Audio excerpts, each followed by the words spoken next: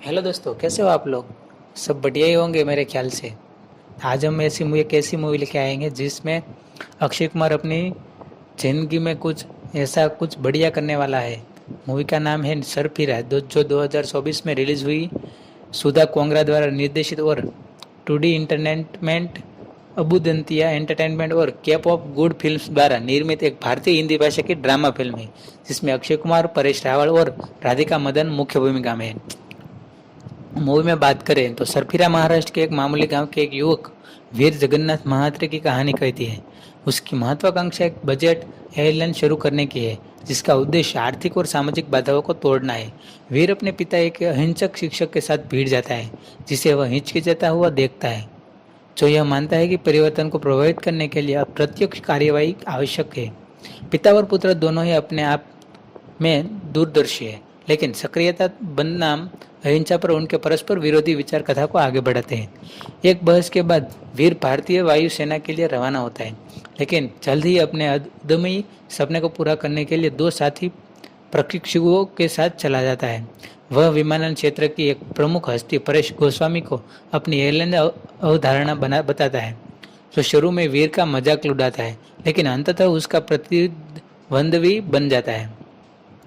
भ्रष्टाचार, नौकरशाही, विश्वासघात और सामाजिक विभाजन के कारण बार बार होने वाली असफलताओं के बावजूद वीर अपनी एयरलाइन शुरू करने की अपनी खोज में लगे रहते हैं, जिसे वे मजाकिया अंदाज में उड़ाता है हुआ उडुपी होटल कहता है।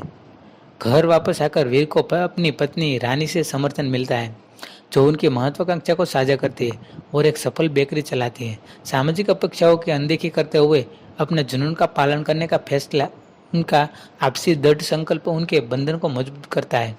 कहानी में चतुराई से शुरू में ही स्थापित कर दिया गया है कि वीर क्यों सिंगल है और कैसे रानी 20 बार मना किए जाने के बाद उनमें एक उपयुक्त साथी पाती है।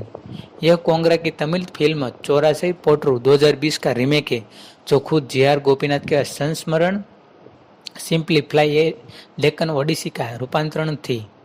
यह फिल्म एक ऐसे व्यक्ति की कहानी है जो कम आय में वाले लोगों के लिए किफ़ायती एयरलाइन बनाने का लक्ष्य रखता है, जिसे कई दुश्मन रोकने की कोशिश करते हैं। रीमेक की आधिकारिक घोषणा जुलाई 2021 में प्रोजेक्ट एक के रूप में की गई थी, जो हिंदी में 2D एंटरटेनमेंट का पहला उद्यम था, और आधिकारिक शीर्षक की घोषणा फरवरी 2024 में की गई थी। मुख्य फोटोग्राफी अप्रैल 2022 में शुरू हुई। फिल्म का संगीत जीवी प्रकाश कुमार ने तैयार किया है। यह अक्षय कुमार की प्रमुख भूमिका वाली 150वीं फिल्म है। सरफिरा 12 जुलाई 2024 को दुनिया भर के सिनेमाघरों में रिलीज हुई। इसे आलोचकों से मिली जुली समीक्षा मिली, जिन्होंने कुमार के प्रदर्शन की प्रशंसा की। फिल्म बॉक्स ऑफिस पर धमाका कर गई। इसके विकास की बात करें तो 12 जुलाई 2021 को 2D एंटरटेनमेंट के मालिक ज्योतिका और सूर्या ने घोषणा की कि उनके प्रोडक्शन वेंचर सोराई पोट्रू 2020 का हिंदी में रीमेक बनाया जाएगा। इसके अलावा उन्होंने कहा कि मूल फिल्म की निर्देशक सुधा कोंगरा रीमेक का निर्देशन करेंगी और वे इस फंड करने के लिए अबुंदितिया एंटरटेनमेंट के विक्रम मल्होत्रा के साथ सहयोग करेंगे। कथित तौर पर अजय देवगन, जॉन अब्राहम, अक्षय कुमार और ऋतिक रोशन में से किसी एक को इस भूमिका को निभाने के लिए माना गया था, जो सूर्या ने मूल में निभाई थी। अभिनेता की उपलब्धता के आधार पर उन्हें अंतिम रूप पर दिया गया था। अगस्त में मूल फिल्म से के सह निर्माता सिक्या एंटरटेनमेंट ने मद्रास उच्च न्यायालय का दरवाजा खटखटाया था, जैसा कि शुरू में प्रोडक्शन हाउस को 2D एंटरटेनमेंट के साथ रीमेक का सह निर्माण करना था। हालांकि बाद वाले घर ने पूर्व घरों की सहमति के बिना अबुंदितिया एंटरटेनमेंट को अधिकार बेच दिए। सितंबर की शुरुआत में मामला बंद हो गया, जिसमें सिंख्या एंटरटेनमेंट उत्पादन पक्ष में शामिल नहीं था। सूर्या द्वारा निभाई गई भूमिका को दोहराने के लिए 25 अप्रैल 2022 को अक्षय कुमार की घोषणा की गई।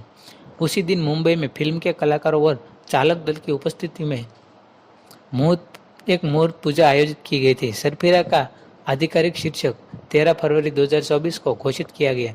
साथ ही 12 जुलाई 2024 को रिलीज की तारीख भी बताई गई। इसके फिल्मांकन की बात करें तो मुख्य फोटोग्राफी 25 अप्रैल 2022 को मुंबई में पहले शेड्यूल के साथ शुरू हुई। मदन ने 23 अक्टूबर तक अपने हिस्से का फिल्मांकन पूरा कर लिया।